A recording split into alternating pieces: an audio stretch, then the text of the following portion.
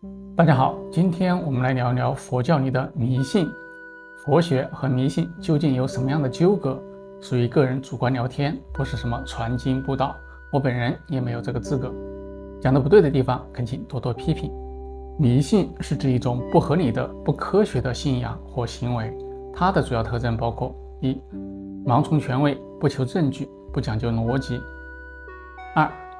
依赖预兆、运势、灵感等非理性因素而不相信科学；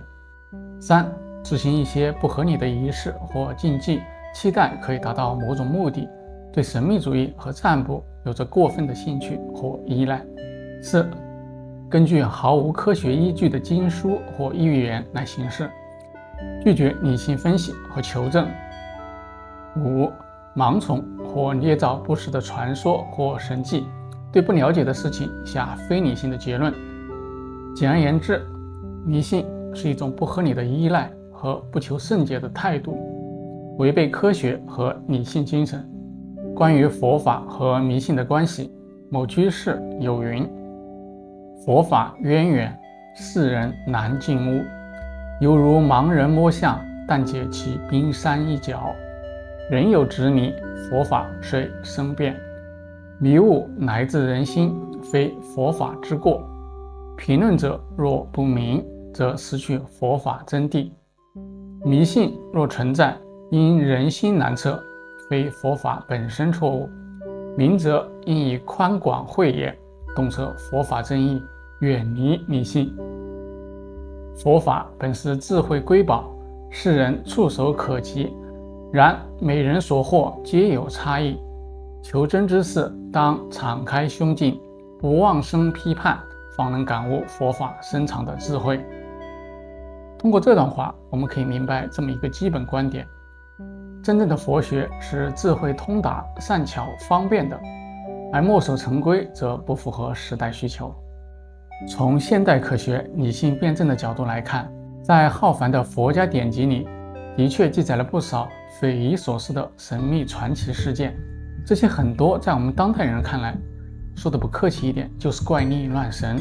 佛教在长期的发展过程中，的确混入了一些迷信的仪式和行为。我们生活中一些常见的、看似符合佛教礼仪的行为，但其实是佛法所反对的。比如我们举几个典型的例子：一、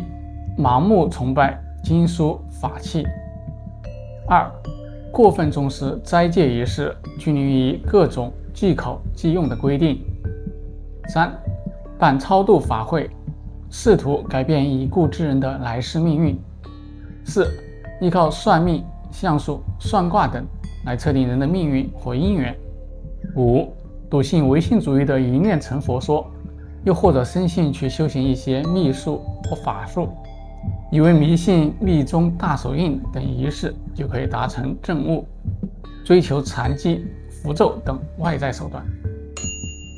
这些看似符合佛教仪轨的行为，实际上往往缺乏内在理性思考，流于形式与迷信，与佛教的本意有距离，需要警惕和反思。那么为什么佛教在发展中会产生这种偏差甚至对立的观点呢？原因大概有以下几点。第一点，佛经译者语言能力及佛学理解的局限。在佛经翻译的过程中，对印度文化习俗的生搬硬套，古印度文化中的确存在种姓预言、符咒、星象等迷信因素，这些在翻译中直接承袭。翻译过程中对印度背景和文化语境的不了解，导致脱离中国文化土壤。第二点，佛教本身吸收融合了民间信仰元素，为了使教义本地化，适应当时民众的文化认知和接受程度，有意无意地吸收了一些民间信仰仪式和迷信成分。佛经在传播过程中，后人又根据自己的理解对经文做了夸张阐释和自我发挥的增删改编。第三点，宗教本身对未知事物的解释和规避倾向，故意神秘化某些自然现象。还有后世僧人修行方法的变异和不当引申，如过分重视仪式、法术等，信徒自身的盲目崇拜和错误读解。最后一点是个人认为最重要的原因，就是佛法在逐渐系统化和机构化的过程中出现了偏差，部分仪式本是象征性的、因人而异的善巧教化的方法，后来却墨守形式，本末倒置。部分佛教仪式如拜佛、念咒、持戒等，本来有其善巧的意义和目的，都是为了引导众生，但后世的信徒们不了解其中的意图，只是形式上模仿，不求甚解，这样就本末倒置了，忽视了佛法的开放性和灵活性，墨守成规。接下来我们就来试着扛着红旗反红旗，针对上面提到的5点常见的所谓符合佛教礼仪的行为，看看真实的佛法是如何提倡和理解的，辩证地还原佛法的本来面目。第一点是盲目崇拜经书和法器，认为它们有感应或净化的力量，能得到加持。比如过去有人认为把《金刚经》书写在纸上之后，再把纸烧成灰，并入茶水或汤药中，就可以治病防病。比如在家里布置佛堂时，过分讲究所谓的规矩，佛堂的门必须朝南，背向不能是洗手间或者厨房，否则就会出现厄运。把佛堂位置看成是决定家庭运势的风水宝地。还有我们更常见的挂金串、佩戴佛像、护身符，认为可以驱邪避凶，追求并盲目崇拜佛陀舍利子，认为它具有神力，可以获得福报。但其实经书法器并无感化或净化的力量，它们只是辅助修行的工具，应正确认识它们的作用。经书的真正意义在于其中包含的智慧，应当把注意力放在学习经文，而非形式崇拜。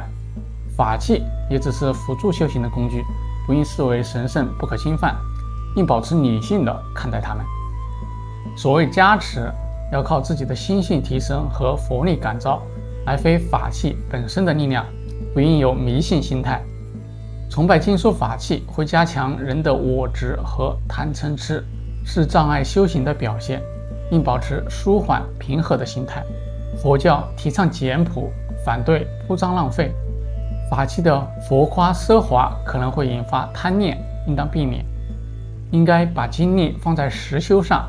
单纯崇拜经书法器容易沦为空疏的形式主义。以理性和智慧对待经书法器，不应盲目依赖或迷信，才能达到佛法的真谛。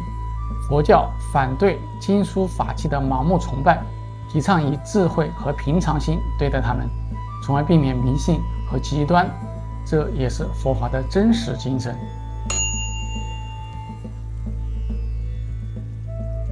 第二点，过分重视斋戒仪式，拘泥于各种忌口忌用的规定，还有各种极端的禁欲行为，认为不食荤腥就能够达到清净或证悟，追求全斋或者仅食蔬菜水果，过分强调吃素，认为食用任何动物产品都是杀生罪过，禁止饮酒、吸烟、咖啡等，认为这些都会麻痹心智，禁止娱乐、歌舞、音乐等艺术活动，认为这些会助长欲望，禁止两性接触，要求独身或独居，认为这是清净的表现。过分强调苦行，要求坐诵、跪诵，过分强调静坐，要求超长时间的打坐，认为这能达到三昧定或者证悟。但这些都过于苛求形式，忽视了佛法应以慈悲智慧为本的精神，需要我们辩证看待。过分重视斋戒仪式和各种禁欲行为，其实在佛教思想中也有所批评。佛教认为斋戒是辅助修行的手段，不是目的。重视斋戒形式而忽视内心修为的提高是不合理的。戒律应该合乎时宜，不能机械苟刻。过分严格的禁欲容易导致身心的不健康。佛教提倡中道，反对任何极端，任何行为都需要兼顾健康和正道，过犹不及。着重外在形式而不注重内在精神修养，将导致修行偏颇。佛教反对自虐，认为适当关爱自己也是必要的，懂得节制与适可而止更为可贵。禁欲行为容易使人增强我执和修行魔障，应保持自然而为和谦逊的态度，盲目苦行难以持久，无法使心获得真正的平静，应采取渐进的和平修行方法。禁欲不等于智慧，要注意用智慧引导戒律和修行，不要一味苦行。佛教反对任何苦行极端，提倡懂得适可而止，用智慧的心态看待戒律修行，这才是正道。办超度法会，试图改变已故之人的来世命运，为已逝亲人举办开光或超度法会，祈求来世走上正道。在寺庙为所有亡灵举行盂兰盆会，做超度功德，以求来世好报。烧纸钱、纸房子等阴间通用品，认为可以转达给已故之人使用。在寺庙张贴亡者姓名，请和尚超度或做佛事，以改变来生命运。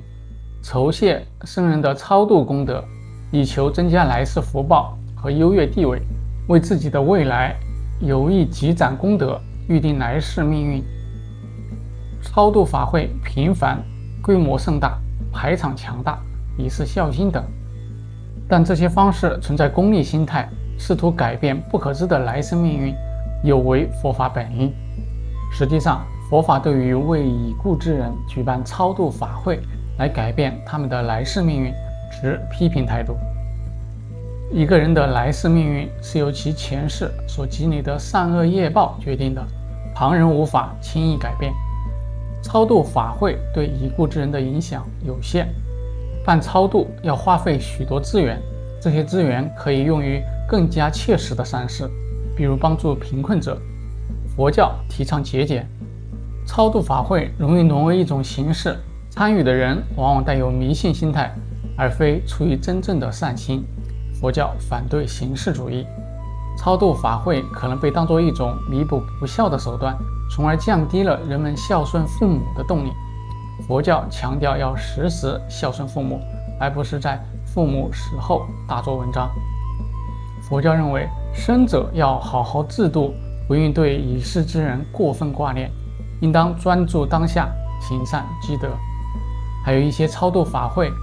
掺杂着各种炫耀与挥霍，这些都被佛教所反对。佛教认为来世之事无法预知，办法会对死者并无确切利益，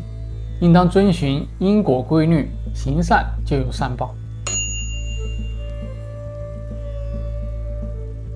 4. 依靠算命、相术、算卦等来测定人的命运或姻缘，比如在寺庙请高僧给信众算命或者看相，预测命运走向。再比如选墓地、购房子时请风水先生看风水，以判断能否改善命运。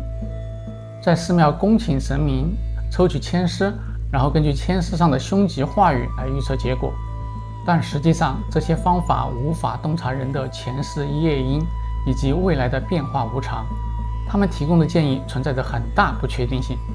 这些方法常常宣扬迷信，让人产生恐惧，或者对结果产生不当的依赖和增强执念。依靠外在预测容易影响人的主观判断，降低自我约束和实际努力的意愿。还有这些方法常常为了经济利益而做出不实预测或者故弄玄虚。佛教提倡自悟和自立，认为外在的命运不应成为改变自我的障碍，人应该依靠自身智慧，结合因果规律来掌握命运，而不是依靠外在占卜。乐观进取、勤勉善行才是决定命运的关键，外在预测不应操之过急。还有婚姻缘分也是需要自身努力和智慧的，八字、占卦等无法提高两性之间的关系质量，所以佛教反对迷信这些外在方法，主张发挥自身智能与正念，这对命运更有利。自助者天助之。5. 笃信唯心主义的一念成佛说，忽视实践的重要性，又或者深信去修行一些秘诀或法术，认为这样就可以成就得道，迷信密宗大手印等仪式就可以达成正悟，追求禅机、符咒等外在手段，而非内心修为和觉醒。追求方便快速的修行方法，希望通过某些秘密仪式就可以快速开悟，不注重日常实修，参加各种密宗灌顶仪式，期待通过加持就能直接证得正果，盲目追求灵界护法或者天人指引，而不是积累自身福慧，对禅宗公案或者禅机过分着迷，不注重熄灭贪嗔痴，迷信梦境预言或者灵感启示，而不进行理性验证。念咒修法时追求感应现象，而非内心净化，注重修行仪式，轻视慈悲舍喜的实际成就。这些过分依赖外在手段或神秘主义的做法，容易导致迷信和不实修行，需要谨慎对待。佛法实践中最重要的是内心的觉醒与智慧。佛教提倡平衡发展，强调禅定和智慧的统一。唯心主义的一念成佛过于偏重定力。佛教认为，成佛需积累无量功德与智慧，不是简单法术或者仪式就可以达到的。重视内心修为，外在仪式是辅助手段，不应将其当成最终目的。秘密主义容易导致急躁心理，应慎重对待，并以智慧作为指导。成就更依赖于慈悲智慧的增长，而非外在手段的追求。佛教提倡依靠自力，反对迷信，追求各种外力加持。应当和平对待修行，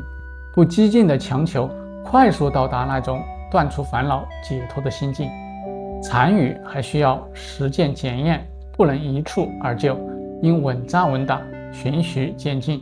迷信神秘主义容易增强自我陶醉，应保持谦逊和智慧的态度。佛教认为，成佛是长期的过程，需要内外兼修，不能夸大法术在其中的作用。佛教批评一味依靠外在法门或仪式的做法，提倡和平发展和循序渐进，这对修为更为可靠。我们要注意，佛经的核心思想其实是反对迷信的。佛教的核心思想是智慧、慈悲、因果，并不迷信。我们需要区分时代特征，把握佛法精髓。佛经存在迷信内容，不等于全盘否定，应辩证看待。佛法本质上讲究通达智慧，不应墨守形式，迷失本心，需要因时因地，善巧方便，使佛法与时代需求相符合。辩证、理性、智慧地对待佛教经典是必要的，既不迷信，也不盲目否定，使佛法的积极意义得到发扬光大。好，今天我们就说这么多，谢谢大家观看。